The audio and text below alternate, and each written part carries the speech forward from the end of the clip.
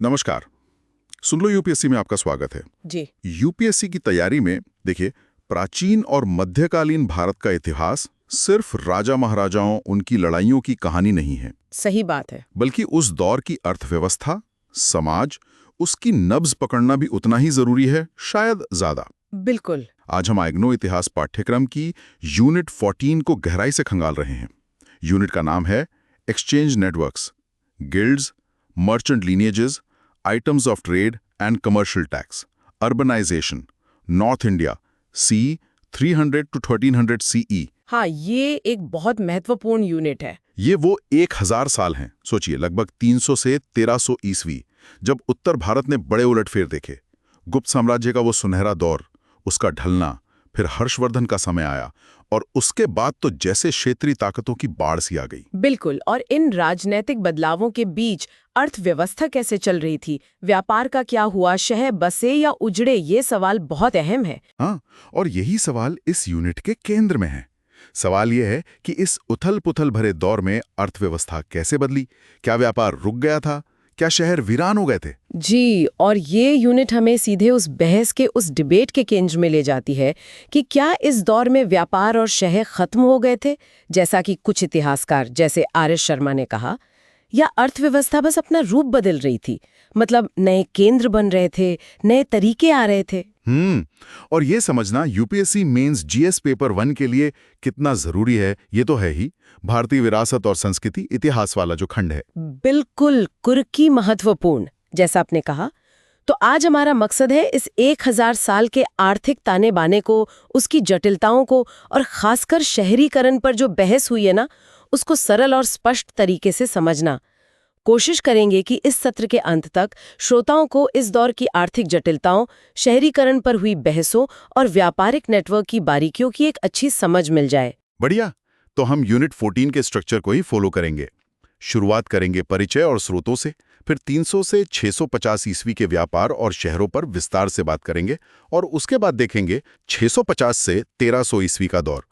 इसमें वो शहरी पतन और शहरी पुनरुत्थान वाली बहस भी आएगी। तो चलिए इस ज्ञान यात्रा को शुरू करते हैं। जी। तो सबसे पहले धारा 14.1 परिचय। ये यूनिट, जैसा कि परिचय में बताया गया है, पिछले अध्यायों को आगे बढ़ाती है। मतलब जो 600 ईसा पूर्व से 300 ईस्वी तक का समय था, उसके बाद की कहानी कहती है। हाँ, वो जो दौर था जिसे हम अक्सर द्वितीय शहरीकरण, सेकेंड अर्बनाइजेशन का काल कहते हैं, उसके बाद क्या हुआ, ये यूनिट वहीं से शुरू होती है, लगभग 4वीं शताब्दी ईस्वी से। ये काल व्यापार, खासकर लंबी दूरी के व्यापार और शहरीकरण में एक महत्वपूर्ण मोड़ दिखाता है। इसमें गुप्त काल की समृद्धि भी है। बिल्कुल, गुप्त काल है, फिर हर्षवर्धन का शासन है, और उसके बाद जैसा आपने कहा, कई क्षेत्रीय शक्तियों का उदय। तो राजनीतिक तस्वीर तो बदल ही रही थी। इतिहासकारों ने इस दौर में सिर्फ कृषि पर ही नहीं, बल्कि गैर कृषि अर्थव्यवस्था, मतलब व्यापार, शिल्प, शहर, इन सब पर भी ध्यान केंद्रित किया है। और इस यूनिट ने समय को 2 हिस्सों में बांटा है। पहला 300 से 650 CE और दूसरा 650 से 1300 CE। ये विभाजन क्यों? इसका क्या आधार है? ये विभाजन बहुत सोच समझ कर किया गया है। ये महत्वपूर्ण राजनीतिक और आर्थिक बदलावों पर आधारित है।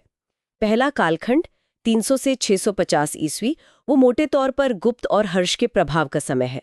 इसे अक्सर शास्त्रीय युग की निरंतरता के रूप में देखा जाता है। मतलब जो पहले से चला आ रहा था, उसमें कुछ बदलाव तो हुए, पर वो काफी हद तक जारी रहा। अच्छा। वे 650 ईस्वी के बाद का समय, जिसे अक्सर इतिहासकार पूर्व मध्यकाल यानी अर्ली मिडीवल कहते हैं, वो एक अलग तरह का दौर है। इसमें राजनीतिक विखंडन दिखता है। हर्षवर्धन के बाद कोई एक बड़ी केंद्रीय शक्ति नहीं रही, सामंतवाद जैसी व्यवस्था का उदय होता है, और आर्थिक पैटर्न में भी बड़े बदलाव आते हैं।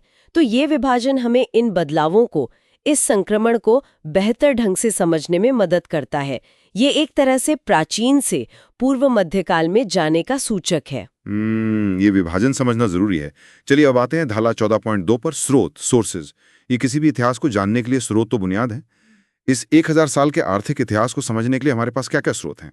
क्या सिर्फ राजाओं के गुणगान वाले अभिलेख हैं, या आम आर्थिक जीवन की भी झलक मिलती है? स्रोत काफी विविध है, और ये अच्छी बात है। सबसे महत्वपूर्ण स्रोतों में से एक है अभिलेख यानी इंस्क्रिप्शंस, खासकर तांबे की प्लेटों पर लिखे गए भूमि अनुदान पत्र। अच्छा, लैंड ग्रांट्स। हाँ, लैंड ग्रांट्स, जिन्हें अक्सर अग्रहारा या ब्रह्मदेय कहा जाता था। अग्रहारा या ब्रह्मदेय ये मुख्य रूप से ब्राह्मणों या मंदिरों जैसे धार्मिक संस्थानों को दी गई भूमि का रिकॉर्ड होते थे। लेकिन ये तो भूमि अनुदान है, मतलब कृषि और गांव से जुड़े हुए, इनसे व्यापारियों और शहरों का क्या लेना देना, ये सवाल मन में आता है। बिल्कुल सही सवाल है।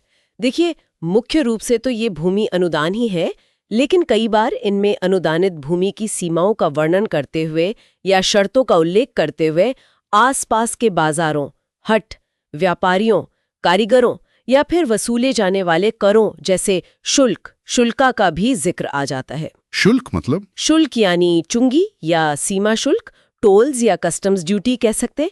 तो इन अनुदान पत्रों से हमें सीधे न सही पर अप्रत्यक्ष रूप से उस समय की आर्थिक गतिविधियों की झलक मिल जाती है। पता चलता है कि हाँ, बाजार मौजूद थे, टैक्स वसूले जाते थे। अच्छा, और अभिलेखों के अलावा? अभिलेखों के अलावा दूसरे महत्वपूर्ण स्रोत हैं सैद्धांतिक और कानूनी ग्रंथ, थियोरेटिकल या लीगल टेक्स्ट्स, जैसे धर्मशास्त्रास और स्मृतियां, जैसे मनुस्मृति, याज्ञवल्क्य स्मृति और बाद में इन पर लिखी गई टीकाएं, कमेंट्रीज, भाष्य।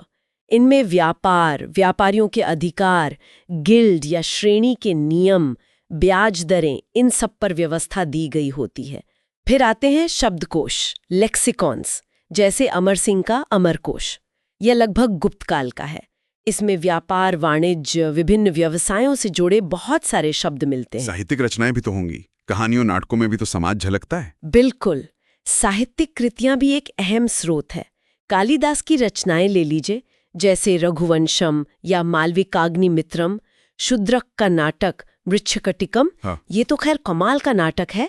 इसमें एक गरीब ब्राह्मण व्यापारी चारुदत्त की कहानी है और उस समय के शहरी जीवन, व्यापार, चोरी, सब कुछ है। हाँ, मृच्छकटिकम का नाम तो सुना है। फिर दंडी का दशकुमार चरित है। ये रचनाएं हमें उस समय के समाज, लोगों की सोच और हाँ, व्यापार और व्यापारियों की स्थिति की भी झलक देती हैं। जीवनियां भी महत्वपूर्ण है, जैसे बाणभट्ट का हर्षचरित, जो राजा हर्षवर्धन के बारे में है, या बाद के काल में मेरुतुंग का प्रबंध चिंतामणि, जो गुजरात के चालुक्य वंश के बारे में जानकारी देता है। उसमें भी व्यापारिक समुदायों का जिक्र आता है। और विदेशी यात्रियों, उनका क्या महत्व है? आपने फाहियान फुनसांग का नाम लिया था। विदेशी यात्रियों के विवरण, फॉरेन अकाउंट्स तो अमूल्य हैं, खासकर जब हमें अंदरूनी स्रोतों से जानकारी कम मिल रही हो। चीनी बौद्ध यात्री जैसे फाहियान, जो 5वीं सदी में चंद्रगुप्त द्वितीय के समय आया, फिर ह्वेनसांग, जो 7वीं सदी में हर्षवर्धन के समय आया और जिसने बहुत विस्तार से वर्णन किया। नालंदा में पढ़ा भी था शायद। जी हाँ, नालंदा में रहे।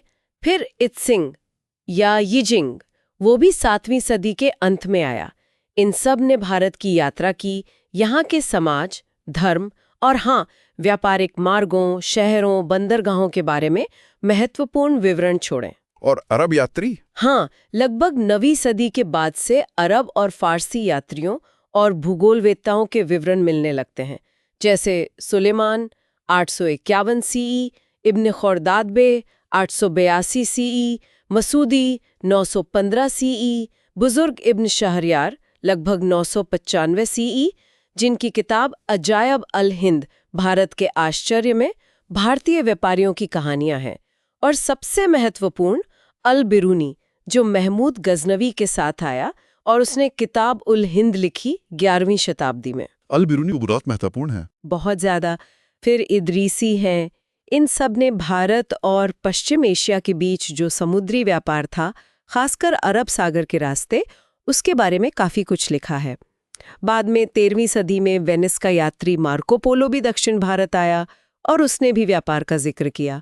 और एक और दिलचस्प स्रोत है यहूदी व्यापारियों के पत्र, लेटर्स ऑफ जूइश ट्रेडर्स, जो कैरो जेनीजा से मिले हैं।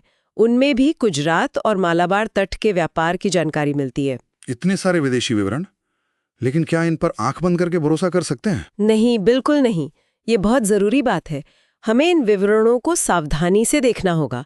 कई बार इनमें पूर्वाग्रह हो सकता है, यात्रियों की अपनी समझ की सीमाएं हो सकती हैं, या उन्होंने जो सुना उसे ही लिख दिया हो। तो हमें इन्हें अन्य स्रोतों के साथ मिलाकर देखना चाहिए। सही है। और पुरातत्व, खुदाई से क्या पता चलता है? सिक्के कितने महत्वपूर्ण हैं इस दौर के लिए? पुरातात्विक साक्ष्य बहुत जरूरी हैं, खासकर शहरी केंद्रों के अध्ययन के लिए। खुदाई से हमें इमारतों के अवशेष, बस्तियों का पैटर्न, इस्तेमाल होने वाले बर्तन, औजार, ये सब मिलते हैं। हालांकि एक बात ध्यान देने वाली है कि जो पहले का दौर था, लगभग 600 ईसा पूर्व से 300 ईस्वी, उसकी तुलना में बाद के काल यानी पोस्ट 300 सीई के लिए पुरातात्विक साक्ष्य उतने स्पष्ट या प्रचुर नहीं है, खासकर कई पुराने शहरी स्थलों पर। इसी से वो शहरी पतन वाली बहस को बल मिला। और सिक्के, गुप्त काल के सोने दे सिक्के तो बहुत मशहूर हैं। हाँ, सिक्के बहुत महत्वपूर्ण स्रोत हैं अर्थव्यवस्था को समझने के लिए। गुप्त काल के सोने के सिक्के, जिन्हें सुवर्ण कहा गया, और चांदी के सिक्के, उनकी बनावट, उन पर लिखे लेख, मिलने की जगहें, ये सब व्यापार और अर्थव्यवस्था के बारे में बताते हैं।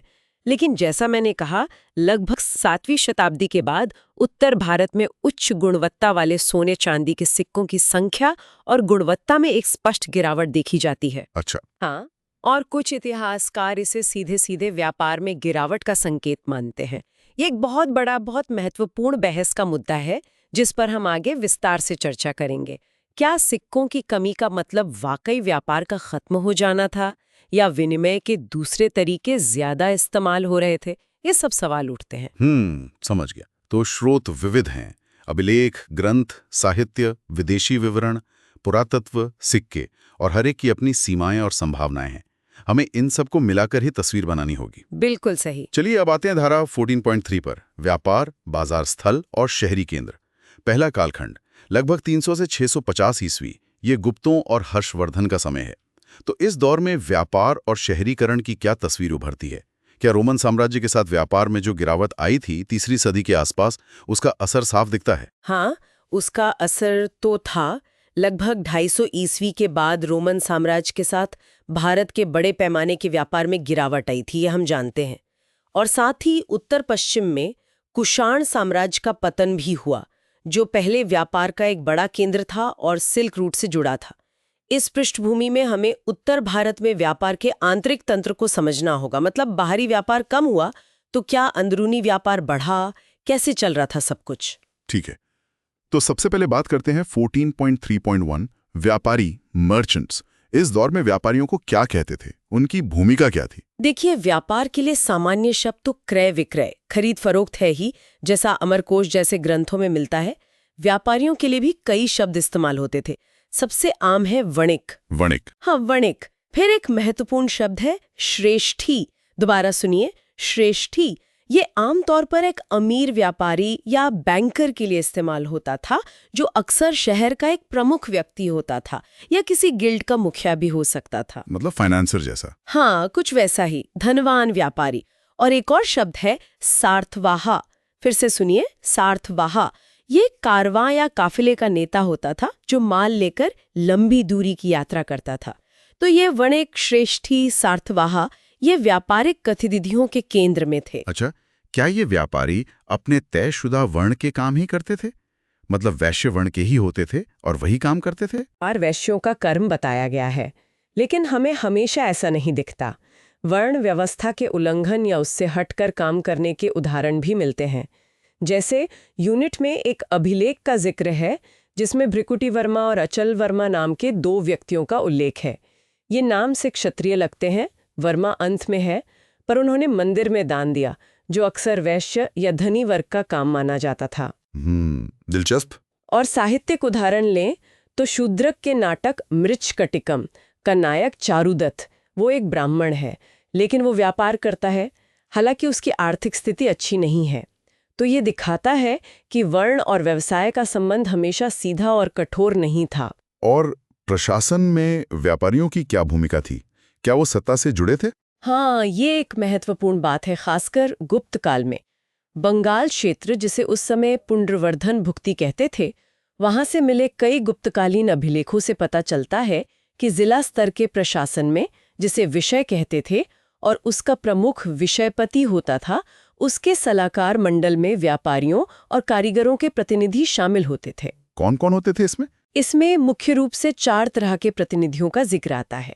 नगर श्रेष्ठी यानी शहर का मुख्य बैंकर या सबसे बड़ा व्यापारी, सार्थवाहा यानी मुख्य कारवां व्यापारी या व्यापारियों के संघ का नेता, प्रथम कुलिक यानी मुख्य कारीगर या कारीगरों के गिल्ड का प्रमुख, और प्रथम कायस्थ यानी मुख्य लेखक या लिपिक। तो व्यापारी और कारीगर प्रशासन में सलाहकार थे। हाँ, सलाहकार हैसी भूमिका थी।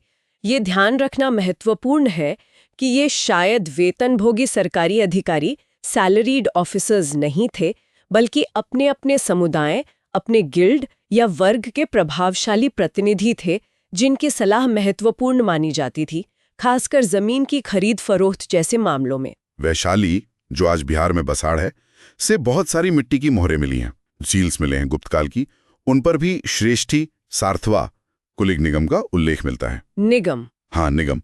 ये शब्द शायद व्यापारियों और कारीगरों के किसी संयुक्त संगठन या कॉर्पोरेट बॉडी का संकेत देता है। तो इससे पता चलता है कि व्यापारी वर्ग संगठित था और स्थानीय प्रशासन में उसका अच्छा खासा प्रभाव था। ये तो व्यापारियों की बात हुई। अब आते हैं 14.3.2 गिल्ड्स या श्रेणी। आपने निगम शब्द का जिक्र किया। क्या ये गिल्ड्स या श्रेणी की तरह थे? इनकी क्या भूमिका थी? हाँ, श्रेणी शब्द का प्रयोग साहित्यिक और कानूनी ग्रंथों जैसे धर्मशास्त्रों और स्मृतियों में पेशेवर संगठनों, प्रोफेशनल ऑर्गेनाइजेशंस के लिए बहुत मिलता है। इनमें व्यापारी और कारीगर दोनों के संगठन शामिल थे, जैसे बुनकरों की श्रेणी, तेलियों की श्रेणी, मालाकारों की श्रेणी इत्यादि। अभिलेखों में भी श्रेणी का उल्लेख मिलता है। ये गिल्ड की तरह काम करते थे। गिल्ड मतलब एक तरह का संघ? हाँ, बिल्कुल, अपने पेशे के लोगों का एक संघ। एक और शब्द मिलता है, वणिक्रामा। इसका शाब्दिक अर्थ है व्यापारियों का गांव, पर शायद ही किसी खास इलाके में व्यापारियों की बस्ती या उनके निकाय को दर्शाता था। गुजरात में संजेली नाम की जगह से 503 और 506 ईस्वी के 2 अभिलेख मिले हैं, जिनमें वणिक्रामा का उल्लेख है। अच्छा हो, तो ये श्रेणियां काम कैसे करती थी? क्या इनके अपने नियम कानून होते थे? कोई उदाहरण है? सदस्य बनने के लिए भी कुछ शर्तें होती थीं। जैसा कि बृहस्पति और नारद की स्मृतियों में बताया गया है, सदस्य बनने के इच्छुक व्यक्ति को अपनी ईमानदारी साबित करनी होती थी, शायद कोशा नाम की किसी प्रकार की परीक्षा या शपथ के माध्यम से। मतलब एंट्री आसान नहीं थी? शायद नहीं, खासकर प्रतिष्ठित श्रेणियों में। और धर्मशास्त्रों के अनुसार अगर कोई सदस्य श्रेणी नियमों का उल्लंघन करता था तो उसे सजा भी मिल सकती थी, यहाँ तक कि श्रेणी से निकाला भी जा सकता था। राजा से भी अपेक्षा की जाती थी कि वो श्रेणियों के नियमों का सम्मान करे। कोई ठोस उदाहरण अभिलेखों से? हाँ, बंगाल के दामोदरपुर से मिला एक गुप्तकालीन ताम्रपत्र है, जिसमें जमीन की खरीद बिक्री के संदर्भ में मुख्य श्रेष्ठी ऋभुपाल की भूमिका का उल्लेख है। ये दिखाता है कि श्रेष्ठी जैसे लोग ऐसे लेन देन में शामिल थे। लेकिन सबसे प्रसिद्ध उदाहरण है वत्स भट्टी का मंदसौर शिलालेख। मंदसौर शिलालेख, ये तो बहुत फेमस है। जी हाँ, ये कुमारगुप्त प्रथम के समय का है, लगभग 473 ईस्वी का। इसमें लाट प्रदेश, जो दक्षिणी गुजरात में था, से दशापुर यानी आज का मंदसौर मध्य प्रदेश में आकर बसे रेशम बुनकरों की एक श्रेणी का बहुत सुंदर वर्णन है। अच्छा, बुनकर गुजरात से मध्य प्रदेश आ गए? हाँ, शायद लाट प्रदेश में कुछ दिक्कतें आई होंगी या दशपुर में बेहतर अवसर दिखे होंगे। दिलचस्प बात यह है कि ये बुनकर सिर्फ बुनाई ही नहीं जानते थे। अभिलेख कहता है कि वे कई अन्य कलाओं और विद्याओं में भी निपुण थे। कोई तीरंदाजी में, कोई ज्योतिष में, कोई संगीत में, कोई कथावाचन में। और उन्होंने मिलकर दशपुर में एक भव्य सूर्य मंदिर बनवाया था। वाह, मतलब ये सिर्फ कारीगर नहीं थे, एक समृद्ध और बहुमुखी समुदाय था। बिल्कुल। ये उदाहरण दिखाता है कि श्रेणी सिर्फ आर्थिक इकाई नहीं थी, बल्कि एक सामाजिक और सांस्कृतिक इकाई भी थी। वो सामूहिक रूप से धार्मिक कार्य भी करती थी, जैसे मंदिर बनवाना। और क्या इन श्रेणियों को कोई विशेष अधिकार या रियायतें भी मिलती थी? ऐसा लगता है कि मिलती थीं।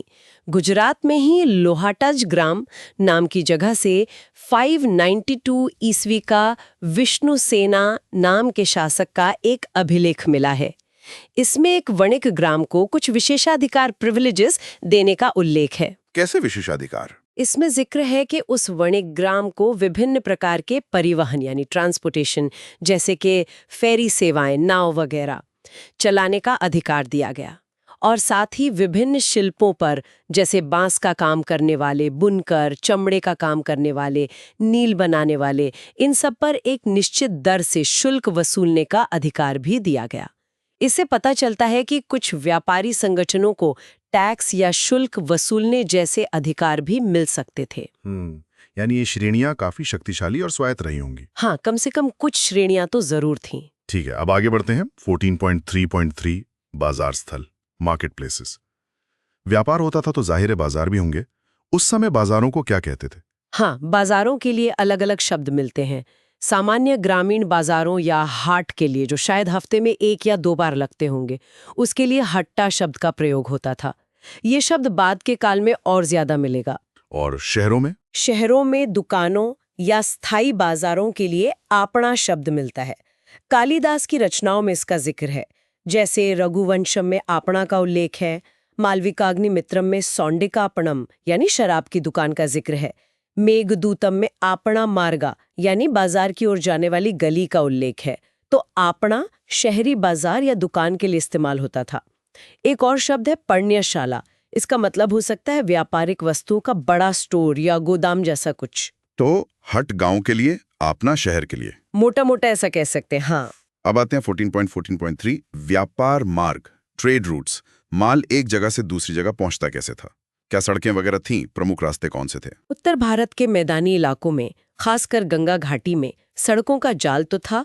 फाहियान और हेनसांग जैसे यात्रियों ने इन्हीं मार्गों का इस्तेमाल किया था, लेकिन हमें ये भी ध्यान रखना चाहिए कि यात्राएं आसान नहीं थीं। संचार की कठिनाइयां थीं, जंगली जानवरों का डर था और लुटेरों का डर तो हमेशा बना रहता था। वेनसांग ने अपने यात्रा विवरण में लुटेरों का जिक्र किया भी है। प्रमुख मार्ग कौन से थे? 2 प्रमुख स्थलीय मार्ग, ओवरलैंड रूट्स, प्राचीन काल से ही चले आ रहे थे। पहला, सबसे प्रसिद्ध, उत्तरापथ। ये उत्तर पश्चिम के इलाकों जैसे तक्षशिला, पुष्कलावती से शुरू होकर पंजाब, यमुना गंगा के मैदानों से होता हुआ पूर्व में बंगाल तक, शायद ताम्रलिप्ति बंदरगाह तक जाता था। उत्तरापथ ग्रैंड ट्रंक रोड का पुराना रूप कह सकते हैं। हाँ, कुछ हद तक। ये बहुत महत्वपूर्ण मार्ग था। दूसरा प्रमुख मार्ग था दक्षिणापथ। ये उत्तर भारत को विंध्य पर्वत पार करके दक्कन और दक्षिण भारत से जोड़ता था। ये मार्ग भी व्यापार, खासकर उत्तर और दक्षिण के बीच माल के आदान प्रदान के लिए जरूरी था। और पश्चिम भारत से जुड़ाव कैसा था? पश्चिम भारत से संपर्क भी महत्वपूर्ण था, खासकर गुजरात के बंदरगाहों तक पहुंचने के लिए।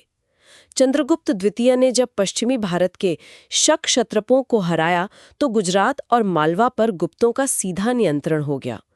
इससे पश्चिमी तट के बंदरगाहों तक पहुंच आसान हो गई और व्यापार को फायदा हुआ होगा। अच्छा। और एक दिलचस्प बात है, दिल्ली का मेहरौली लौह स्तंभ, आयरन पिलर, उस पर एक राजा चंद्र का उल्लेख है, जिनकी पहचान आमतौर पर चंद्रगुप्त द्वितीय से की जाती है। उसमें लिखा है कि उन्होंने वाहलिक देश तक विजय प्राप्त की थी। वाहलिक यानी बल्ख, जो आज के अफगानिस्तान में है। बल्ख तक? हाँ, अब ये विजय वास्तविक थी या सिर्फ प्रशस्ति, ये बहस का मुद्दा है, लेकिन इससे ये संकेत जरूर मिलता है कि उत्तर पश्चिमी मार्गों का महत्व उस समय भी बना हुआ था। शायद मध्य एशिया से व्यापार जारी था। इन मार्गों से घोड़ों का व्यापार भी होता था। अभिलेखों में अश्व वाणिज्यक यवन जैसा शब्द मिलता है, जिसका मतलब शायद घोड़ों का व्यापार करने वाले विदेशी संभवतः पश्चिमी व्यापारी हो सकता है। घोड़ों का व्यापार तो हमेशा से महत्वपूर्ण रहा है। बिल्कुल, सेना के लिए और परिवहन के लिए भी। ये तो हुई जमीनी रास्तों की बात। अब आते हैं 14.3.5 लंबी दूरी का समुद्री व्यापार, लॉन्ग डिस्टेंस मैरिटाइम ट्रेड। जमीनी मार्गों के अलावा समुद्री व्यापार की क्या स्थिति थी इस दौर में? रोमन काल जैसा तो नहीं रहा होगा? हाँ, रोमन साम्राज्य के साथ जो सीधा और बड़े पैमाने का व्यापार था वो पहले जैसा नहीं रहा। लेकिन इसका मतलब ये नहीं कि समुद्री व्यापार बंद हो गया था। उसकी जानकारी रोमन काल की तुलना में थोड़ी कम जरूर है, लेकिन जो भी साक्ष्य हैं उनसे लगता है कि ये काफी जीवंत था। बस शायद रास्ते और साझेदार बदल गए थे। अच्छा, कैसे? देखिए, लाल सागर वाला मार्ग जो रोमन साम्राज्य से जुड़ा था उसका महत्व कम हो गया, लेकिन पारस की खाड़ी वाला मार्ग, जिस पर उस समय ईरान के सस्सानी साम्राज्य का काफी नियंत्रण था, वो महत्वपूर्ण बना रहा। भारत का व्यापार सस्सानियों के माध्यम से पश्चिम एशिया और शायद पूर्वी रोमन या बाइजेंटाइन साम्राज्य तक पहुंचता था। बंदरगाह कौन से प्रमुख थे? पश्चिमी तट पर भृगुकच्छ, जिसे यूनानी लेखक पेरिप्लस में बैरिगाजा कहा गया है, यानी आज का भरूच, गुजरात, वो अभी भी एक प्रमुख बंदरगाह था। पूर्वी तट पर ताम्रलिप्ति, यानी आज का तामलुक, पश्चिम बंगाल, वो शायद इस दौर का सबसे महत्वपूर्ण बंदरगाह था। ताम्रलिप्ति। हाँ, ताम्रलिप्ति। इसका उल्लेख पेरिप्लस में भी है, फाहियान ने भी इसका जिक्र किया, और यहीं से वो जहाज पकड़कर श्रीलंका और फिर चीन गया था। 6ठी सदी के एक लेखक कॉस्मस इंडिकोप्लेस्टिस ने अपनी किताब क्रिश्चियन टोपोग्राफी में भी ताम्रलिप्ति का उल्लेख एक महत्वपूर्ण व्यापारिक केंद्र के रूप में किया है। इस समुद्री व्यापार के पुरातात्विक प्रमाण भी मिलते हैं, जैसे कुछ खास किस्म के लाल बर्तन, रेडवेयर के अवशेष, जो व्यापारिक संपर्कों की ओर इशारा करते हैं। और बंगाल डेल्टा का क्या खास महत्व है समुद्री व्यापार में? बंगाल डेल्टा बहुत महत्वपूर्ण था। ये गंगा के विशाल मैदानी इलाके के लिए समुद्र तक पहुंचने का एक प्राकृतिक द्वार था। सारा माल नदियों के रास्ते ताम्रलिप्ति तक पहुंचता था और वहां से जहाजों पर लदकर आगे जाता था। कहाँ जाता था यहाँ से माल? यहाँ से माल दक्षिण भारत, श्रीलंका और खासकर दक्षिण पूर्व एशिया, साउथ ईस्ट एशिया जाता था। मलय प्रायद्वीप में एक अभिलेख मिला है जिसमें महानाविक बुद्धगुप्त का उल्लेख है, जो रक्तमृत्तिका के निवासी थे। रक्तमृत्तिका की पहचान पश्चिम बंगाल में मुर्शिदाबाद के पास कर्णस्वर्ण से की गई है। वहां एक बौद्ध विहार के अवशेष भी मिले हैं जिसे रक्तमृत्तिका विहार कहा गया है। यह अभिलेख 5वीं-6ठी सदी का है और ये भारत और दक्षिण पूर्व एशिया के बीच समुद्री संपर्कों का पक्का सबूत है। महानाविक मतलब जहाज का कप्तान या मालिक? हाँ, बड़ा नाविक या जहाज का मालिक। इसी तरह मध्य बंगाल के कुछ अभिलेखों में नवदक्षिणी शब्द मिलता है, जिसका मतलब शायद जहाज निर्माण का क्षेत्र या जहाज बनाने वालों की श्रेणी हो सकता है। और समुद्र तक पहुंचने के रास्ते के लिए प्रकाश समुद्र, यानी समुद्र का मुहाना जैसे शब्द इस्तेमाल हुए हैं। ये सब दिखाता है कि ये पूरा क्षेत्र समुद्री गतिविधियों के लिए कितना महत्वपूर्ण था। हुएनसांग ने भी बंगाल के समतट क्षेत्र और ताम्रलिप्ति के दक्षिण पूर्व एशिया के साथ जीवंत व्यापारिक संपर्कों का उल्लेख किया है। तो कुल मिलाकर समुद्री व्यापार खासकर पूर्व की ओर काफी चल रहा था। हाँ, ऐसा लगता है। चलिए अब उस चीज पर आते हैं जिसके लिए गुप्त काल बहुत जाना जाता है। 14.3.6 सिक्के। गुप्त काल के सिक्कों के बारे में बहुत सुना है, खासकर सोने के सिक्के। उनकी क्या खासियत थी और व्यापार में उनका क्या महत्व था? गुप्त शासकों ने खासकर समुद्रगुप्त से लेकर स्कंदगुप्त तक बड़ी मात्रा में बहुत ही सुंदर सोने के सिक्के जारी किए। शुरू में इन्हें शायद दिनार कहा जाता था, जो रोमन सोने के सिक्के डिनारियस औरस से प्रभावित नाम लगता है। बाद में भारतीय ग्रंथों में इनके लिए सुवर्ण शब्द ज्यादा प्रचलित हुआ। इनका वजन वगैरह कुछ तय था? हाँ, शुरू में ये कुषाणों के सिक्कों के मानक पर आधारित थे, जिनका वजन लगभग 124 ग्रेन होता था। लेकिन कुमारगुप्त प्रथम, जिनका शासनकाल लगभग 414-454 सीई था, के समय में सुवर्ण का वजन बढ़ाकर लगभग 144 ग्रेन कर दिया गया। इन सिक्कों पर राजाओं की विभिन्न छवियां, जैसे वीणा बजाते हुए, घोड़े पर सवार, शेर का शिकार करते हुए, और दूसरी तरफ लक्ष्मी या किसी देवी की आकृति बनी होती थी। कला की दृष्टि से ये बहुत उत्कृष्ट माने जाते हैं। लेकिन क्या इनकी गुणवत्ता, मतलब सोने की शुद्धता, हमेशा एक जैसी रही? आपने पहले गिरावट का जिक्र किया था। नहीं, यहीं पर एक महत्वपूर्ण मोड़ आता है।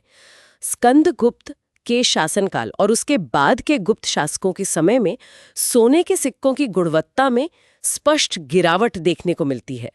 मतलब उनमें सोने की मात्रा कम हो गई और मिलावट बढ़ गई। ऐसा क्यों हुआ? इसके कई कारण बताए जाते हैं। एक बड़ा कारण हूणों के आक्रमण थे, जिन्होंने गुप्त साम्राज्य को काफी नुकसान पहुंचाया और शायद राजकीय खजाना खाली हो गया। दूसरा कारण संभवतः लंबी दूरी के व्यापार में, खासकर पश्चिमी दुनिया के साथ, गिरावट आना भी हो सकता है, जिससे सोने का आयात कम हो गया हो। ये आर्थिक कठिनाइयों का संकेत था। फिर भी ये जानना जरूरी है कि ये मिलावटी सोने के सिक्के यानी सुवर्ण 6ठी शताब्दी के उत्तरार्ध तक व्यापार और लेन देन के लिए मूल्यवान मुद्रा बने रहे। सोने के अलावा क्या चांदी और तांबे के सिक्के भी थे? हाँ, चांदी के सिक्के भी थे, लेकिन वो मुख्य रूप से पश्चिमी भारत के लिए जारी किए गए थे। चंद्रगुप्त द्वितीय ने जब पश्चिमी क्षत्रपों को हराया तो उनके चांदी के सिक्कों के अनुकरण पर गुप्तों ने भी गुजरात और मालवा क्षेत्र के लिए चांदी के सिक्के या सिल्वर कॉइनेज जारी किए। ये क्षत्रपों के मानक पर ही आधारित थे, जिनका वजन लगभग 32 रत्ती या 57.6 ग्रेन होता था। इन पर भी राजा का सिर और पीछे गरुड़ या मोर का चिन्ह बना होता था। इन्हें शायद रूपका कहा जाता था। और तांबे के? तांबे के सिक्के गुप्त काल में बहुत कम मिलते हैं और उनमें काफी क्षेत्रीय भिन्नताएं हैं। ऐसा लगता है कि रोजमर्रा के छोटे-मोटे लेन देन के लिए शायद तांबे के सिक्के उतने प्रचलित नहीं थे, या हो सकता है कौड़ियों का इस्तेमाल होता रहा हो। सोने और चांदी के मूल्य का अनुपात क्या था? ग्रंथों से जो अनुमान लगता है उसके हिसाब से सोने और चांदी के मूल्य का अनुपात लगभग 1:16 के आसपास रहा होगा। तो ये सिक्के खासकर सोने और चांदी के लंबी दूरी के व्यापार और बड़े लेन देन के लिए महत्वपूर्ण रहे होंगे। हाँ, बिल्कुल। उच्च मूल्य के लेन देन, सरकारी राजस्व संग्रह, शायद सेना को भुगतान, इन सब में इनका इस्तेमाल होता होगा।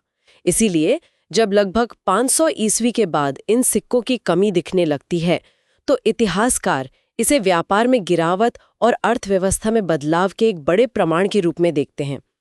ये हमें अगले कालखंड की बहस की ओर ले जाता है। सही है। सिक्कों के बाद अब बात करते हैं 14.3.7 शहरी केंद्र, अर्बन सेंटर्स। इस दौर में 300 से 650 ईस्वी में शहरों की क्या स्थिति थी?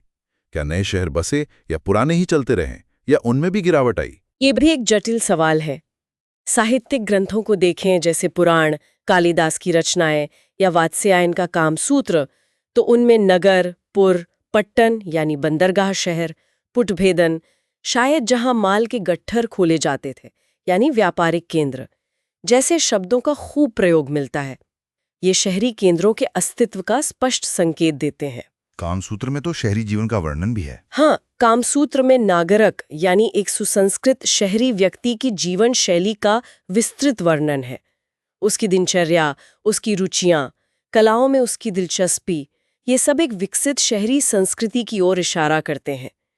ह्वेनसांग, जो 7वीं सदी में आया, उसने भी कुछ शहरों जैसे प्रयाग, इलाहाबाद और कन्नौज की समृद्धि का वर्णन किया है। कन्नौज तो हर्षवर्धन की राजधानी भी था। लेकिन क्या सभी शहर ऐसे ही फल फूल रहे थे? नहीं, ऐसा नहीं लगता। ह्वेनसांग ने ही कई पुराने प्रसिद्ध बौद्ध केंद्रों और शहरों जैसे कपिलवस्तु, श्रावस्ती और वैशाली के उजड़ने या पतन का भी उल्लेख किया है। उसने लिखा कि ये शहर वीरान हो चुके थे या बहुत छोटे रह गए थे। तो साहित्यिक और विदेशी विवरण मिलीजुली तस्वीर देते हैं। पुरातत्व क्या कहता है? खुदाई से क्या पता चलता है? पुरातत्व काफी हद तक ह्वेनसांग की बातों की पुष्टि करता हुआ लगता है। उत्तर भारत के कई महत्वपूर्ण पुराने शहरी स्थल जो मौर्य और कुषाण काल में बहुत समृद्ध थे, जैसे मथुरा, हस्तिनापुर, अहिछत्र, कौशाम्बी, राजगीर, वैशाली और चंपा, इन जगहों पर जब गुप्त काल और उसके बाद के स्तरों की खुदाई की गई तो वहां अक्सर निर्माण की गुणवत्ता में गिरावट, बसावट के सिकुड़ने या कुछ मामलों में परित्याग यानी अबैंडनमेंट के लक्षण दिखते हैं। अच्छा, मतलब वो पहले जैसे भव्य नहीं रहे। हाँ, ऐसा लगता है। भव्य इमारतें कम हो गईं, निर्माण सामग्री उतनी अच्छी नहीं रही, बसावट का क्षेत्र छोटा हो गया। हालांकि ये ध्यान रखना जरूरी है कि ये गिरावट हर जगह एक जैसी नहीं थी। वाराणसी और उज्जैनी जैसे कुछ शहर थे जो महत्वपूर्ण बने रहे, लेकिन कुल मिलाकर ऐसा लगता है कि जो शहरी नज़ारा शक कुषाण सातवाहन काल लगभग 200 ईसा पूर्व से 300 ईस्वी में था, उसकी तुलना में गुप्त और उत्तर गुप्त काल में शहरी परिदृश्य में एक बड़ा बदलाव आ रहा था। कुछ पुराने केंद्र कमजोर पड़ रहे थे। इस शहरी पतन या क्षय के क्या कारण हो सकते हैं? इतिहासकार कई कारण गिनाते हैं। एक तो हूणों के आक्रमण, हूणा रेड्स, जिन्होंने उत्तर भारत में काफी तबाही मचाई। दूसरा, रोमन साम्राज्य के साथ लंबी दूरी के व्यापार में गिरावट, जिससे शहरों की आर्थिक बुनियाद कमजोर हुई हो। और तीसरा, एक और महत्वपूर्ण कारण जो बताया जाता है, वो है भूमि अनुदान प्रणाली का बढ़ता प्रभाव। भूमि अनुदान से शहरों पर कैसे असर पड़ा? इन्हें अनुदान में देनी शुरू की, उससे स्थानीय स्तर पर आत्मनिर्भर अर्थव्यवस्थाएं विकसित होने लगीं। मतलब जरूरत की चीजें स्थानीय स्तर पर ही पैदा और इस्तेमाल होने लगी। इससे शायद लंबी दूरी के व्यापार और मुद्रा की जरूरत कम हो गई, और जिन शहरों की अर्थव्यवस्था व्यापार पर टिकी थी उनका महत्व घट गया। ये हमें सीधे सीधे अगले कालखंड की जो केंद्रीय बहस है उस पर ले आता है। बिल्कुल। तो ये था पहला कालखंड 300 से 650 ईस्वी का। इसमें हमने देखा कि व्यापार चल रहा था, श्रेष्ठी सार्थवा श्रेणी सक्रिय थे, समुद्री व्यापार भी था, गुप्त सिक्के भी थे। लेकिन इस दौर के अंत तक कुछ पुराने शहरों में गिरावट और सिक्कों की गुणवत्ता में कमी जैसे लक्षण दिखने लगे थे। सही कहा। अब हम आते हैं धारा 14.4 पर, व्यापार, बाजार स्थल और शहरी केंद्र। दूसरा कालखंड लगभग 650 से 1300 ईस्वी। ये वो दौर है जिसे अक्सर पूर्व मध्यकाल अर्ली मिडीवल पीरियड कहा जाता है, और ये शायद ज्यादा जटिल और विवादास्पद भी है। इसकी मुख्य राजनीतिक और आर्थिक विशेषताएं क्या थीं? हाँ, ये दौर राजनीतिक रूप से ज्यादा विखंडित था। हर्षवर्धन के साम्राज्य के विघटन के बाद उत्तर भारत में कोई एक सर्वमान्य केंद्रीय शक्ति नहीं रही। कई क्षेत्रीय शक्तियों का उदय हुआ, जैसे बंगाल में पाल और बाद में सेन्स, पश्चिमी भारत और गंगा घाटी के बड़े हिस्से पर गुर्जर प्रतिहार, और भी कई छोटे बड़े राज्य बने। और अर्थव्यवस्था? अर्थव्यवस्था में जैसा हमने पहले इशारा किया, भूमि अनुदान लैंड ग्रांट्स की प्रथा और ज्यादा बढ़ गई। इससे एक जटिल राजनीतिक प्रशासनिक ढांचा विकसित हुआ, जिसमें स्थानीय शासकों या सामंतों की भूमिका बहुत बढ़ गई। अर्थव्यवस्था को ज्यादातर कृषि प्रधान और स्थानीय माना गया, और यहीं से वो बड़ी बहस शुरू होती है। 14.4.1 शहरी पतन पर बहस, गिरावट के पक्ष में तर्क, arguments for decline feudalism model. इस काल को लेकर एक बहुत बड़ी बहस शहरी पतन या अर्बन डिके की है। तो जो लोग मानते हैं कि इस दौर में गिरावट आई, शहर उजड़ गए, व्यापार खत्म हो गया, उनके मुख्य तर्क क्या हैं? इस विचार के सबसे प्रमुख और प्रभावशाली प्रस्तावक रहे हैं इतिहासकार आर.एस. शर्मा। उनकी किताब इंडियन फ्यूडलिज्म बहुत चर्चित रही है। उनका और उनके विचारों का समर्थन करने वाले अन्य इतिहासकारों का मूल तर्क ये है कि लगभग 600 ईस्वी के बाद भारत में, खासकर उत्तर भारत में, व्यापार, विशेष रूप से लंबी दूरी का विदेशी व्यापार बहुत कम हो गया या लगभग खत्म हो गया। व्यापार खत्म हो गया। हाँ, उनका तर्क ये था कि व्यापार में भारी गिरावट आई। इसके साथ ही धात्विक मुद्रा, मेटालिक करेंसी, खासकर सोने और चांदी के सिक्कों का चलन लगभग बंद हो गया। उनकी भारी कमी हो गई। इसके परिणाम स्वरूप जो शहर व्यापार और मुद्रा पर टिके थे, वे क्षीण हो गए, उनका पतन हो गया, और पूरी अर्थव्यवस्था ज्यादातर ग्रामीण, कृषि आधारित और आत्मनिर्भर सेल्फ सफिशिएंट हो गई। इसी पूरी प्रक्रिया को उन्होंने भारतीय सामंतवाद की संज्ञा दी। भारतीय सामंतवाद। तो इस मॉडल के अनुसार शहर खत्म हो गए और गांव आत्मनिर्भर हो गए। हाँ, मोटा मोटा यही उनका मॉडल था। एक तरह की बंद अर्थव्यवस्था, क्लोज्ड इकोनॉमी बन गई, जहां बाहर से लेन देन बहुत कम हो गया। इस तर्क के समर्थन में वो क्या सबूत देते हैं? किन आधारों पर यह कहा गया? कई तरह के सबूत पेश किए जाते हैं इस मॉडल के समर्थन में। पहला, पुरातात्विक साक्ष्य। जैसा हमने पहले भी जिक्र किया, कई पुराने शहरी स्थलों पर 600 ईस्वी के बाद की परतों में समृद्धि के पुरातात्विक प्रमाण कम मिलते हैं। निर्माण घटिया किस्म का है, बसावट सिकड़ी हुई है। इसे शहरों के पतन के भौतिक प्रमाण के रूप में देखा गया। दूसरा और शायद सबसे बड़ा तर्क, सिक्कों की कमी। इस दौर में 7वीं से 10वीं 11वीं सदी तक उत्तर भारत में सोने और चांदी के सिक्कों का लगभग गायब हो जाना या उनकी गुणवत्ता में भारी गिरावट, इसे मौद्रिक रक्ताल्पता, मॉनेटरी एनीमिया भी कहा गया। मतलब अर्थव्यवस्था में मुद्रा की भारी कमी। तो लेन देन कैसे होता था? उनका कहना था कि सिक्कों की जगह कौड़ियों का मुद्रा के रूप में प्रचलन बहुत बढ़ गया। फायान और हुएनसांग ने भी कौड़ियों के इस्तेमाल का जिक्र किया है, लेकिन इस दौर में ये और बढ़ गया। बंगाल के पाल और सेन राजाओं ने तो अपने सिक्के जारी ही नहीं किए, वो कौड़ियों और शायद पुराने चांदी के सिक्कों, पुराण पर निर्भर थे। एक शब्द मिलता है, कपर्दक पुराण, जिसका मतलब शायद कौड़ियों में तय किया गया मूल्य था। लेकिन कौड़ियों से बड़े लेन देन कैसे हो सकते हैं? यही तो तर्क था। कहा गया कि कौड़ियां इतने कम मूल्य की थीं कि उनसे बड़े व्यापारिक सौदे करना संभव ही नहीं था। एक चांदी के सिक्के के बदले शायद 1280 कौड़ियां या उससे भी ज्यादा लगती थीं। सोचिए कितना वजन ढोना पड़ता होगा। तो कौड़ियों का बढ़ता प्रचलन इस बात का सबूत माना गया कि बड़े पैमाने का व्यापार खत्म हो गया था और सिर्फ स्थानीय छोटे मोटे लेन देन ही हो रहे थे। अच्छा, और कोई सबूत? तीसरा, साहित्यिक साक्ष्य। कुछ पुराणों में कलयुग का वर्णन आता है। इस वर्णन में सामाजिक उथल पुथल, वर्ण व्यवस्था के टूटने के साथ साथ व्यापार और व्यापारियों की स्थिति में गिरावट, शहरों के उजड़ने का भी उल्लेख मिलता है। इससे भी समकालीन स्थिति का प्रतिबिंब माना गया। चौथा, भूमि अनुदान।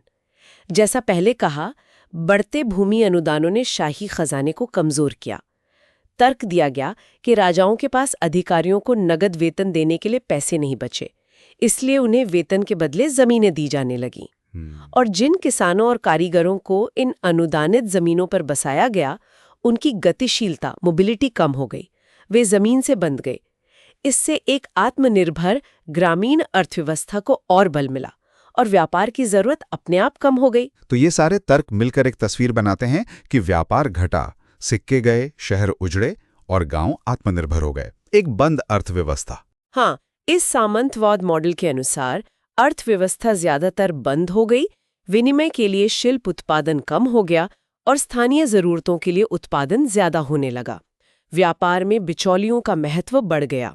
ये थी आर.एस. शर्मा और उनके समर्थकों द्वारा पेश की गई तस्वीर। ये तो काफी निराशाजनक तस्वीर लगती है, लेकिन क्या सभी इतिहासकार इस शहरी पतन और सामंतवाद वाले विचार से सहमत हैं, या इस पर सवाल भी उठे हैं? नहीं, बिल्कुल सहमत नहीं है।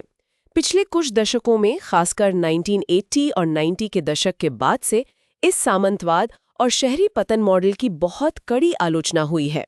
कई इतिहासकारों ने इस पर गंभीर सवाल उठाए हैं।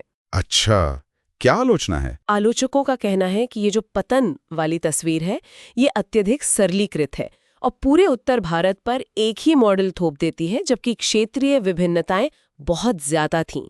ये मॉडल ज्यादातर गंगा घाटी पर आधारित है और बाकी क्षेत्रों जैसे गुजरात, राजस्थान या बंगाल के डेल्टा की खासियतों को नजरअंदाज करता है। और सिक्कों की कमी वाला तर्क? उस पर भी सवाल उठाए गए हैं। कहा गया कि केवल सिक्कों की कमी को व्यापार के पतन का एकमात्र या सबसे बड़ा पैमाना मानना सही नहीं है।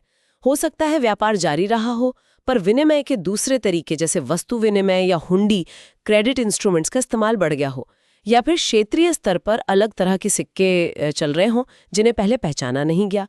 और सबसे बड़ी बात, हाल के वर्षों में कई नए साक्ष्य सामने आए हैं जो इस पतन की कहानी पर सवाल उठाते हैं और व्यापार तथा शहरीकरण की निरंतरता या यहाँ तक कि पुनरुत्थान की ओर इशारा करते हैं। पुनरुत्थान मतलब शहर दोबारा बस रहे थे? ये तो बिल्कुल उल्टी बात हो गई। तो अब आते हैं 14.4.2 पर। शहरी पुनरुत्थान पर बहस, गिरावट के विरुद्ध तर्क, arguments against decline, urban revival. ऐसे कौन से साक्ष्य हैं जो शहरीकरण के बने रहने या दोबारा बढ़ने की बात करते हैं? हाँ, ये बहस का दूसरा पहलू है और बहुत महत्वपूर्ण है। कई तरह के प्रमाण हैं जो पतन वाली थ्योरी को चुनौती देते हैं। पहला, बाजार स्थलों की निरंतर उपस्थिति। अभिलेखों में खासकर पूर्वी भारत, बंगाल, बिहार और मध्य भारत से हट्टा या हट्टिका का जिक्र लगातार मिलता रहता है। ये वही साप्ताहिक या पाक्षिक लगने वाले ग्रामीण बाजार थे। कई बार इन हट्टों के पास यात्रियों के लिए प्रपा यानी पानी की व्यवस्था और आराम करने की जगह का भी उल्लेख है। कहीं कहीं हट्टापति यानी बाजार के अधीक्षक का भी जिक्र मिलता है। उत्तर प्रदेश के बुलंदशहर के पास तट्टानंदपुरा में एक हट का जिक्र है जो बाद में एक बड़ा केंद्र बना। राजस्थान में भी 861 ईस्वी के एक अभिलेख में रोहिणीसुकुप्पका गांव में एक हट का उल्लेख है। तो बाजार खत्म नहीं हुए थे। हट तो बने रहे। दूसरा, और ये बहुत महत्वपूर्ण है, मंडपिका का विकास। लगभग 8वीं-9वीं शताब्दी के बाद से अभिलेखों में एक नए प्रकार के बाजार केंद्र का उल्लेख मिलने लगता है, मंडपिका। दोबारा सुनिए, मंडपिका। मंडपिका ये क्या था? ये शायद हट से ज्यादा स्थायी और विकसित बाजार थे। हो सकता है ये कोई धकावा बाजार हो या फिर एक ऐसा केंद्र जहां बाहर से आने वाले माल पर चुंगी वसूली जाती हो। कई जगह शुल्क मंडपिका का जिक्र मिलता है, यानी चुंगी वसूलने की चौकी या मंडप। अच्छा, टैक्स कलेक्शन पॉइंट जैसा। हाँ, और महत्वपूर्ण बात यह है कि कई मंडपिकाएं धीरे धीरे व्यापार के केंद्र के रूप में विकसित हुईं और कस्बों या छोटे शहरों में बदल गईं। ये नए शहरीकरण का एक महत्वपूर्ण पहलू था। कोई उदाहरण है इन मंडपिकाओं के? हाँ, कई उदाहरण हैं। हरियाणा में पेहोवा, जो प्राचीन पृथुदक है, वो घोड़ों के व्यापार के एक बड़े मेले यात्रा के लिए प्रसिद्ध था। वहाँ 9वीं सदी के अभिलेखों में घोड़ों के व्यापारियों द्वारा सामूहिक रूप से दान देने का उल्लेख है और ये लेन देन मंडीपिका में होता था। उत्तर प्रदेश में झांसी के पास सियाडोनी से 10वीं सदी के कई अभिलेख मिले हैं, जिनमें विभिन्न प्रकार के कारीगरों, व्यापारियों और उनकी मंडीपिका का विस्तृत उल्लेख है। यहाँ नमक, पान के पत्ते, घी, तेल, कपड़े, नारियल आदि का व्यापार होता था। सियाडोनी। हाँ, और राजस्थान में नाडोल का उदाहरण बहुत दिलचस्प है। 9वीं सदी में ये सिर्फ एक गांव था। अभिलेखों में इसे द्वादश ग्रामीय नड्डुला ग्राम यानी 12 गांव वाला नड्डुल गांव कहा गया है। लेकिन 10वीं-11वीं सदी तक ये चौहानों की एक शाखा की राजधानी बन गया और एक महत्वपूर्ण राजनीतिक और व्यापारिक केंद्र के रूप में विकसित हुआ, जहां मंडपिका भी थी। तो ये उदाहरण दिखाते हैं कि जहां पुराने शहर कमजोर पड़ रहे थे, वहीं नए तरह के केंद्र उभर रहे हैं। इन मंडपिकाओं में कृषि उत्पाद, नमक, कपड़े, मसाले जैसे काली मिर्च, मरिच और यहाँ तक कि घोड़े और हाथी जैसे महंगे आइटम का भी व्यापार होता था। यानी व्यापार चल रहा था, बस शायद उसका केंद्र बदल रहा था। बिल्कुल। तीसरा तर्क है तटीय और समुद्री व्यापार की निरंतरता। पतन के तर्क के विपरीत इस काल में समुद्री व्यापार के भी जारी रहने के पुख्ता सबूत मिलते हैं, खासकर पश्चिमी तट पर गुजरात से। खंभात, सोमनाथ, घोड़ा जैसे बंदरगाह काफी सक्रिय थे। इसका क्या सबूत है? अरब यात्रियों और भूगोलवेत्ताओं के विवरण, सुलेमान, मसूदी, इब्न खुर्दाद बे, अल बिरूनी, इदरीसी, इन सब ने 9वीं से 12वीं सदी के दौरान अब्बासिद और फातिमिद खलीफाओं के समय में पश्चिम एशिया यानी ईरान, अरब, मिस्र के साथ भारत के खासकर गुजरात और सिंध के तटों से जीवन समुद्री व्यापार का संकेत दिया है। वे बहर लारवी यानी लाट या गुजरात का समुद्र और बहर हरकल यानी बंगाल की खाड़ी का उल्लेख करते हैं। सिंध में देबल एक महत्वपूर्ण बंदरगाह था। भरूच को, जैसे अरब लेखक बरूस कहते थे, कभी इस दौर में पुनरुत्थान हुआ। और जैसा मैंने पहले बताया, कैरोजेनिसिस से मिले यहूदी व्यापारियों के पत्र भी 11वीं-12वीं सदी में गुजरात और मालाबार तट से लाल सागर और भूमध्य सागर तक होने वाले व्यापार की पुष्टि करते हैं। तो समुद्री व्यापार भी बंद नहीं हुआ था? नहीं, खासकर पश्चिम एशिया के साथ। चौथा, आंतरिक व्यापार मार्गों की सक्रियता। सिर्फ समुद्री नहीं, बल्कि अंदरूनी व्यापार मार्ग भी सक्रिय थे। बंगाल में नदियों के रास्ते व्यापार बहुत महत्वपूर्ण था।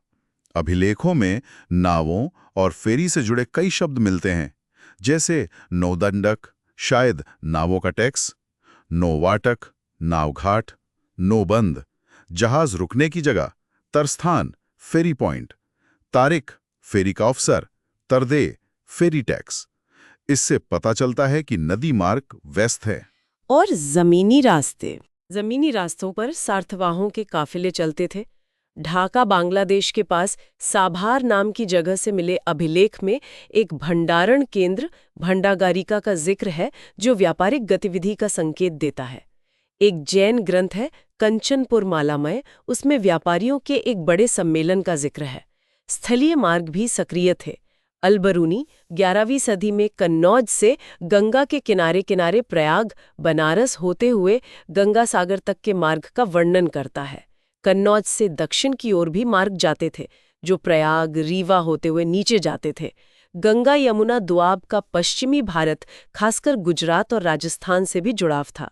गुर्जर प्रतिहारों ने इन मार्गों पर नियंत्रण रखने की कोशिश की। उत्तर पश्चिम से घोड़ों का आयात अभी भी बहुत महत्वपूर्ण था। तबाकाते नासिरी जैसे फारसी स्रोतों में इसका उल्लेख है कि बिहार और बंगाल तक घोड़े लाए जाते थे। कौन से शहर जुड़े थे इन नेटवर्क से? गुजरात का अणहिलपुर या अणहिलवाड़ पाटन, मालवा का धारा, कन्नौज, प्रयाग, बनारस, सोमनाथ, खंभात और बंगाल में ताम्रलिप्ति शायद कमजोर पड़ गया था, पर दूसरे केंद्र उभरे होंगे।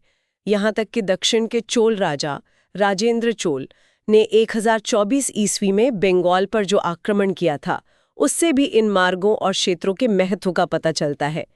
मुल्तान भी पश्चिम एशिया और उत्तर भारत के बीच व्यापार का एक बड़ा केंद्र था। तो व्यापार का नेटवर्क बना हुआ था। 5वां, व्यापारी समुदायों की निरंतरता और उदय। पुराने व्यापारी वर्ग जैसे वणिक, सार्थवाह, श्रेष्ठी पूरी तरह गायब नहीं हुए थे। उनका उल्लेख मिलता रहता है, भले ही उनकी भूमिका या प्रमुखता कुछ कम हुई हो। सियारुणी के अभिलेखों में मंडपिका से जुड़े कई व्यापारियों और कारीगरों का उल्लेख है। गुजरात और राजस्थान के अभिलेखों में स्थानीय व्यापारियों द्वारा मंदिरों आदि को दान देने का जिक्र आम है। और ख़ास बात यह है कि लगभग 1000 ईस्वी के बाद गुजरात में बड़े पैमाने पर समुद्री व्यापार करने वाले जहाज़ों के मालिक व्यापारियों का एक नया वर्ग उभरता है, जिन्हें नौवेतक कहा गया है। दोबारा सुनिए, नौवेतक। नौवेतक मतलब शिप ओनर्स। हाँ, शिप ओनर्स या बड़े समुद्री व्यापारी। इनमें वास्तुपाल और तेजपाल जैसे मंत्री भी थे और जगदूश शाह जैसे प्रसिद्ध व्यापारी भी, जिन्होंने अकाल के समय लोगों की मदद की थी। इनका उदय दिखाता है कि समुद्री व्यापार कितना महत्वपूर्ण हो गया था। ये तो बहुत सारे पॉइंट्स हो गए पतन के खिलाफ। अब उस सबसे बड़े तर्क पर आते हैं, सिक्कों की कमी। उसका क्या जवाब है? हाँ, सिक्कों का पुनर्मूल्यांकन, रीअसेसमेंट ऑफ कॉइनेज। ये बात सच है कि गुप्त काल जैसे सोने के सिक्के या उच्च गुणवत्ता वाले चांदी के सिक्के इस दौर में 7वीं से 10वीं सदी तक उत्तर भारत में दुर्लभ हो गए। लेकिन इसका मतलब ये नहीं निकालना चाहिए कि मुद्रा का पूरी तरह अभाव हो गया था या व्यापार ठप हो गया था। पहली बात, कौड़ियां व्यापक रूप से इस्तेमाल होती थीं। इन्हें सिर्फ पतन का संकेत मानना ठीक नहीं। ये छोटे रोजमर्रा के लेन देन के लिए बहुत उपयोगी थीं और एक स्थापित मुद्रा थी। चीन में भी कौड़ियों का इस्तेमाल होता था। दूसरी बात, क्षेत्रीय स्तर पर सिक्के जारी हुए, भले ही वो सोने के न हों। गुर्जर प्रतिहार शासकों ने खासकर भोज प्रथम के बाद चांदी या ज्यादातर मिश्रित धातु, चांदी और तांबे का मिश्रण के सिक्के चलाए, जिन्हें द्रम कहा जाता था। फिर से सुनिए, द्रम। ये आदि वराह प्रकार के सिक्के काफी मात्रा में मिले हैं। द्रम, ये कहाँ से आया शब्द? ये शायद यूनानी सिक्के ड्रैक्मा से आया है। ये द्रम सिक्के गुज्जर प्रतिहारों के प्रभाव वाले इलाकों में चलते थे। पाल और सेन राजाओं ने बंगाल में अपने सिक्के कम जारी किए, ये सही है, पर वे कौड़ियों और संभवतः चांदी के पुराने सिक्के पुराण का प्रयोग करते थे। और एक बहुत महत्वपूर्ण खोज हुई है दक्षिण पूर्वी बंगाल, आज का बांग्लादेश, के हरिकेल राज्य से। वहां 7वीं से 13वीं सदी तक लगातार चांदी के सिक्के, हाई प्योरिटी सिल्वर कॉइन्स ढाले जाते रहे हैं। ये सिक्के काफी अच्छी गुणवत्ता के हैं और बड़ी संख्या में मिले हैं।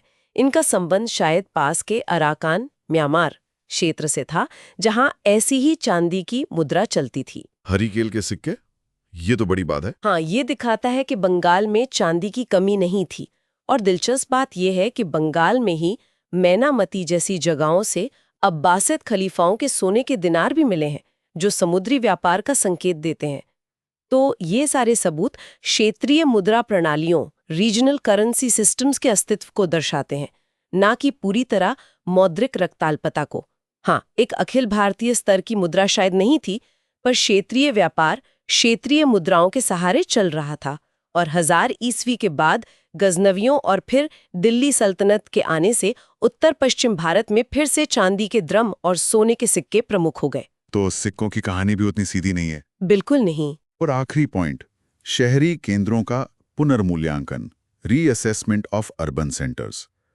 पुराने पुरातात्विक साक्ष्यों का भी अब दोबारा मूल्यांकन किया जा रहा है। ये माना जा रहा है कि जहां कुछ पुराने केंद्र जैसे हस्तिनापुर, कौशाम्बी शायद वाकई क्षीण हुए, वहीं कन्नौज, वाराणसी, प्रयाग जैसे शहर महत्वपूर्ण बने रहे। और सबसे बड़ी बात, जैसा हमने मंडपिका के संदर्भ में देखा, तटानंदपुर, पेहोवा, सियाडूनी, नाडोल जैसे कई नए शहरी या अर्धशहरी केंद्र इस दौर में उभरे। नए केंद्र। हाँ, राजस्थान में आहार नाम की जगह पर 9वीं से 12वीं सदी की अच्छी खासी संरचनाएं मिली हैं। अभिलेखों में पुर, पत्तन, नगर जैसे शब्दों का उल्लेख लगातार जारी रहा। कई नए शहरी केंद्र राजनीतिक और सैन्य छावनियों, जयस्कंधावारस या बढ़ते हुए धार्मिक केंद्रों, तीर्थ के आसपास विकसित हुए। तो ये एक तरह से शहरीकरण का नया दौर था। हाँ, कुछ इतिहासकार जैसे BD चट्टोपाध्याय इसे भारत में शहरीकरण का तीसरा चरण, थर्ड फेज ऑफ अर्बनाइजेशन मानते हैं। पहला चरण हड़प्पा सभ्यता, दूसरा मौर्य कुषाण काल और तीसरा ये पूर्व मध्यकाल। उनका मानना है कि इस शहरीकरण का संबंध अभूतपूर्व कृषि विस्तार, लोहे की तकनीक में प्रगति, अधिशेष उत्पादन, सरप्लस प्रोडक्शन और क्षेत्रीय राज्यों के उदय से था, जिन्होंने इन नए केंद्रों को संरक्षण दिया। कृषि विस्तार से शहर कैसे बने? साथ ही नए नए इलाकों में बस्तियां बसी, जिससे स्थानीय बाजारों की जरूरत पड़ी। इन्हीं में से कुछ बाजार बड़े होकर कस्बों और शहरों में बदल गए। तट्टानंदपुर का उदाहरण लें। अभिलेखों से लगता है कि वो एक नियोजित प्लैंड कस्बा या शहर जैसा था, जहां अलग अलग गलियां, पल्ली, नल, कुर्थे और सड़कें वृहद्रथ हट्ट मार्ग थीं। ग्वालियर, जिसे गोपाद्री कहा जाता था, सियाडोनी, नाडोल जैसे केंद्रों में प्रशासनिक अधिकारी, स्थान बलाधिकृत और व्यापारी श्रेष्ठी सार्थवाह दोनों रहते थे। तो ये सिर्फ गांव नहीं थे। वाह, तो ये शहरी पतन वाली पूरी थ्योरी पर ही सवाल खड़ा हो गया। हाँ, अब ज्यादातर इतिहासकार मानते हैं कि पतन की जगह बदलाव या पुनर्संरचना शब्द ज्यादा उपयुक्त है। शहरी परिदृश्य बदला पर खत्म नहीं हुआ। लंबी और काफी विस्तृत चर्चा का सार क्या निकलता है? 300 से 1300 ईस्वी के बीच उत्तर भारत की आर्थिक तस्वीर को हम कैसे समझें? संक्षेप में कहें तो यह अवधि, जो लगभग 1000 साल की है, इसे 2 मुख्य चरणों में देखना उपयोगी है, जैसा कि यूनिट में किया गया है। पहला चरण लगभग 300 से 650 ईस्वी। इस दौर में गुप्त साम्राज्य और बाद में हर्षवर्धन का प्रभाव रहा। शुरुआत में लंबी दूरी का व्यापार, खासकर रोमन दुनिया से जुड़े व्यापार की निरंतरता दिखती है, हालांकि उसमें बदलाव आ रहे थे। आंतरिक व्यापार महत्वपूर्ण था। सार्थवाह और नगर श्रेष्ठी जैसे व्यापारी और श्रेणी जैसे गिल्ड सक्रिय थे। प्रशासन में भी उनकी भूमिका थी। समुद्री व्यापार, खासकर पूर्वी तट पर ताम्रलिप्ति से दक्षिण पूर्व एशिया की ओर जीवंत था। गुप्तों के सोने, सुवर्ण और चांदी रूपका के सिक्के अर्थव्यवस्था में महत्वपूर्ण भूमिका निभा रहे थे। हालांकि इस चरण के अंत तक कुछ पुराने शहरी केंद्रों में गिरावट के संकेत मिलने लगे थे और सिक्कों की गुणवत्ता में भी कमी आई। ठीक है, ये पहला चरण हुआ। जी। और दूसरा? दूसरा चरण लगभग 650 से 1300 ईस्वी। हाँ। ये काल पूर्व मध्यकाल कहलाता है और ये शहरी पतन बनाम शहरी पुनरुत्थान की तीव्र बहस के लिए जाना जाता है। पतन का तर्क, जैसे आर.एस. शर्मा का मॉडल, ये तर्क देता है कि लंबी दूरी के व्यापार में भारी गिरावट आई, सोने चांदी के सिक्कों की अत्यधिक कमी हो गई, मौद्रिक रक्ताल्पता, अर्थव्यवस्था ग्रामीण और आत्मनिर्भर बन गई, शहरों का पतन हुआ और इस पूरी प्रक्रिया को भारतीय सामंतवाद कहा गया। मुद्रा के रूप में कौड़ियों का बढ़ता प्रचलन इसी पतन का सूचक माना गया। भूमि अनुदानों को भी इसका एक कारण बताया गया। और इसके विपरीत? पुनरुत्थान, निरंतरता का तर्क, आलोचना और नए साक्ष्य। ये तर्क पतन के विचार को चुनौती देता है। ये कहता है कि व्यापार, आंतरिक और समुद्री दोनों, पूरी तरह खत्म नहीं हुआ, बल्कि जारी रहा, भले ही उसका रूप बदला हो। इसके प्रमाण के रूप में नए बाजार केंद्रों, हट और खासकर मंडपिका का उदय, क्षेत्रीय सिक्कों जैसे गुर्जर प्रतिहारों के द्रम, हरिकेल के चांदी के सिक्के का प्रचलन, समुद्री व्यापार की निरंतरता, अरब विवरण, यहूदी पत्र, गुजरात में नौवित्तक जैसे नए व्यापारी समूहों का सामने आना और नए शहरी केंद्रों जैसे पिहोवा, सियाडोनी, नाडोल के विकास को पेश किया जाता है। इसे शहरीकरण का तीसरा चरण भी कहा गया है, जो कृषि विस्तार और क्षेत्रीय राज्यों के उदय से जुड़ा था। तो निष्कर्ष क्या है? पतन हुआ या पुनरुत्थान? कौन सही है? देखिए, सच्चाई शायद इन दोनों अतिवादी छोरों के बीच में कहीं है। कोई एक रूप यूनिफॉर्म तस्वीर पूरे उत्तर भारत पर लागू नहीं होती। क्षेत्रीय भिन्नताएं बहुत ज्यादा महत्वपूर्ण थी। हो सकता है गंगा घाटी के कुछ पुराने शहरों में गिरावट आई हो, लेकिन उसी समय गुजरात या राजस्थान या बंगाल में नए केंद्र फल फूल रहे हो। ये निश्चित है कि इस दौरान अभूतपूर्व कृषि विस्तार हुआ, जिसने अर्थव्यवस्था के स्वरूप को गहराई से बदला। व्यापार शायद पहले से ज्यादा विकेंद्रीकृत हो गया हो। तो ये समझना महत्वपूर्ण है कि ये तस्वीर पहले सोची गई तस्वीर से कहीं अधिक जटिल, गतिशील और विविध थी। पतन एक बहुत मजबूत शब्द है, शायद बदलाव या संक्रमण ज्यादा बेहतर हो। ये बहुत महत्वपूर्ण बात है। जटिलता और क्षेत्रीय भिन्नता, इतिहास कभी सीधा सपाट नहीं होता। बिल्कुल। वाह, ये वाकई एक बहुत गहरी और विस्तृत चर्चा थी। उत्तर भारत के इस 1000 साल के आर्थिक इतिहास को, व्यापार के उतार चढ़ाव, शहरों के बनने बिगड़ने की कहानी और इन पर हुई बहसों को समझना न केवल अपने आप में दिलचस्प है, बल्कि जैसा हमने शुरू में कहा, यूपीएससी परीक्षा के लिए अत्यंत महत्वपूर्ण भी है। बिल्कुल। ये अवधि भारत की लंबी आर्थिक यात्रा को समझने की एक तरह से कुंजी है। इसमें हमें व्यापार के बदलते पैटर्न, शहरीकरण की प्रक्रिया के विभिन्न चरण, राज्य और अर्थव्यवस्था के बीच के जटिल संबंध, इन सबकी झलक मिलती है। और ये सभी विषय यूपीएससी मेंस जीएस पेपर 1 के भारतीय विरासत और संस्कृति इतिहास खंड के लिए बहुत प्रासंगिक हैं। हम उम्मीद करते हैं कि इस चर्चा से सभी श्रोताओं को यूनिट 14 की बारीकियों को, खासकर उन बहसों को समझने में मदद मिली होगी। इसमें बहुत सारे नाम, स्थान और तकनीकी शब्द हैं, जैसे श्रेणी, सार्थवा, मंडपिका, इसको दोबारा सुनना पड़ेगा, मंडपिका, द्रम, नौवित्तक, फिर से सुनिए, नौवित्तक, ताम्रलिप्ति, भृगुकच्छ, आर.एस. शर्मा की थीसिस और उसकी आलोचना। ये सब नाम और कॉन्सेप्ट दिमाग में बैठाने जरूरी हैं। हाँ, और इसीलिए हम प्रोत्साहित करेंगे कि इसे एक बार और सुने, शायद नोट्स बनाते हुए। बिल्कुल। और एक बात और, ऐतिहासिक बहसों को समझना, अलग-अलग तर्कों को देखना, साक्ष्यों का मूल्यांकन करना सीखना, ये कौशल ना केवल यूपीएससी के लिए जरूरी हैं, बल्कि जीवन में किसी भी जानकारी को परखने के लिए बहुत काम आते हैं। बिल्कुल सही कहा, क्रिटिकल थिंकिंग जिसे कहते हैं। तो अगर आपको ये गहरी पड़ताल, ये विश्लेषण पसंद आया और आप ऐसे ही ज्ञानवर्धक चर्चाएं और चाहते हैं, तो सुन लो यूपीएससी यूट्यूब चैनल को लाइक करें, अपने दोस्तों, सहपाठियों के साथ शेयर करें और हाँ, अगर अब तक नहीं किया है तो सब्सक्राइब करना न भूलें। नीचे कमेंट सेक्शन में हमें ज़रूर बताएं कि आपको इस चर्चा में सबसे दिलचस्प क्या लगा, या क्या कोई ऐसा सवाल है जो आपके मन में उठा, या आप आगे किन विषयों पर ऐसी गहन चर्चा सुनना चाहेंगे। आपके फीडबैक का इंतजार रहेगा। हम जल्द ही मिलेंगे एक और यूनिट के गहन विश्लेषण के साथ। तब तक पढ़ते रहें, सीखते रहें और सोचते रहें। धन्यवाद। धन्यवाद।